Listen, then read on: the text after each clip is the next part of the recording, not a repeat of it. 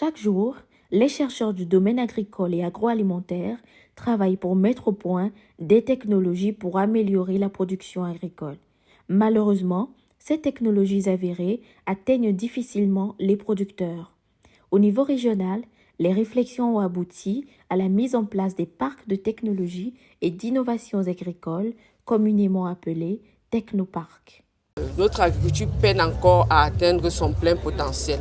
Et l'une des raisons, c'est parce que les acteurs du secteur agricole ne sont pas toujours au courant des technologies et innovations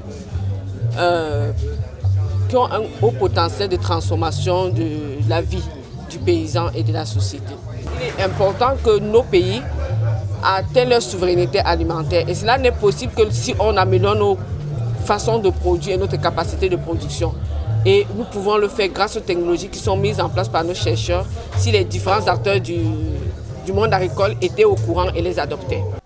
L'une des idées actuelles, c'est de faire ce que nous appelons un cadre d'exposition. Mais dans le domaine agricole, c'est en fait un parc de technologie où on fait la démonstration des différentes technologies innovantes mises en place par la recherche et donc qui permet maintenant aux utilisateurs d'être en contact, de venir visiter, de voir comment ça se fait et d'échanger aussi avec directement les techniciens sur ces questions pour avoir les meilleures informations et pouvoir démultiplier ces technologies dans leur propre production. En collaboration avec le CORAF, et ce dans le cadre de la mise en œuvre du programme de résilience des systèmes alimentaires FSRP, l'Institut togolais de recherche agronomique ITRA a installé un premier parc de technologie et d'innovations agricoles à Davié au Centre de recherche agronomique du littoral, CRAL. Ici, donc, comme vous avez pu voir, on a différentes technologies sur différentes chaînes de valeur où les différents acteurs peuvent donc venir voir quelles sont les dernières innovations, aussi bien développées par la recherche agricole du Togo que les autres systèmes de recherche agricole des pays voisins et de la sous-région, qui peuvent adopter et utiliser dans leurs champs pour améliorer leur production agricole. Actuellement, nous avons 4 variétés de riz, de soja, de sorgho, du sésame, qui d'ailleurs est très peu connu, mais qui aujourd'hui fait partie des cultures ciblées par l'agropole de Kara. Et donc, on permet aux producteurs d'avoir connaissance des nouvelles variétés et donc de les adopter pour qu'on puisse derrière avoir une grosse production et répondre aux besoins de l'agropole de Kara. Il y a également le sorgho, que les gens connaissent très peu, mais on a de nouvelles variétés qui remplacent valablement et même mieux les variétés locales utilisées dont le cycle est encore très long et les gens ont du mal à avoir un bon rendement. Au nom du ministère de l'Agriculture, de l'Élevage et du Développement rural, M. Soli Zama Djobo, directeur des semences agricoles et plants, a officiellement donné le ton aux visites guidées sur le parc à travers une journée porte ouverte organisée le 12 octobre 2023. Je tiens vraiment à remercier cette initiative de la mise en place de ce parc de technologie et d'innovation agricole, appuyé par le projet FSRP en collaboration avec le CORAF. Je pense que c'est une initiative qui va venir booster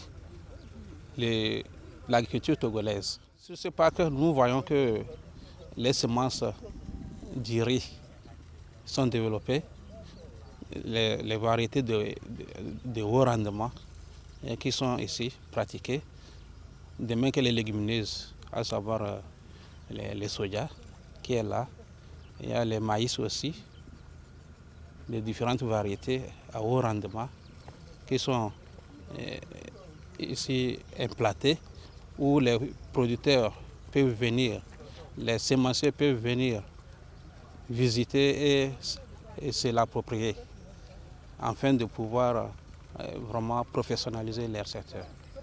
Parmi les invités à cette journée porte ouverte, il y avait naturellement les acteurs des chaînes de valeur agricoles, très heureux de faire le tour des différentes zones du parc et d'y découvrir les technologies en pleine démonstration. Le parc là va nous aider beaucoup, puisque arrivé ici, nous voyons de nouvelles variétés et le mode de reproduction aussi. Et le riz, nous ne croyons pas qu'on peut, avec l'eau sur un terrain nuit là, ça peut produire le riz. Donc on vient de visiter ça. On a demandé au docteur comment ils ont fait pour pouvoir produire ça. On nous a donné les informations.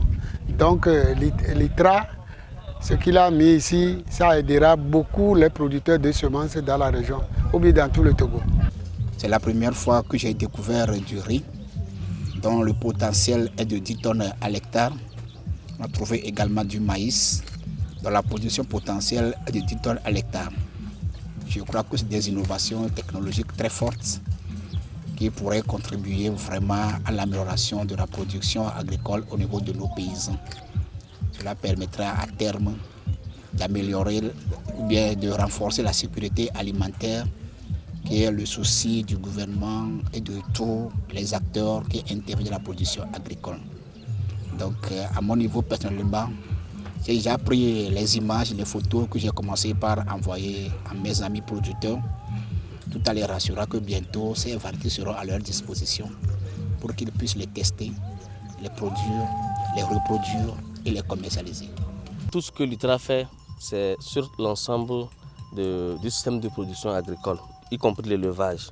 Donc vous allez voir que nous avons exposé également des géniteurs animaux comme le poisson, comme le porc, et puis il y a aussi des variétés locales, des souches locales de poulet que nous développons.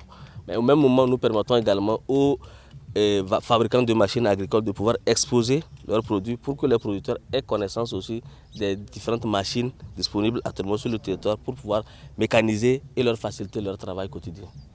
Une chose est sûre, les participants à cette première journée porte ouverte sur ce parc pilote étaient fascinés par les technologies et les innovations découvertes.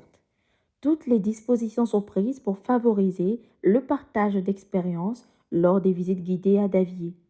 L'ITRA compte sur les facilitations du FSRP pour installer 3 autres parcs, probablement dans les régions de la Savane, de l'Akara et de la Centrale.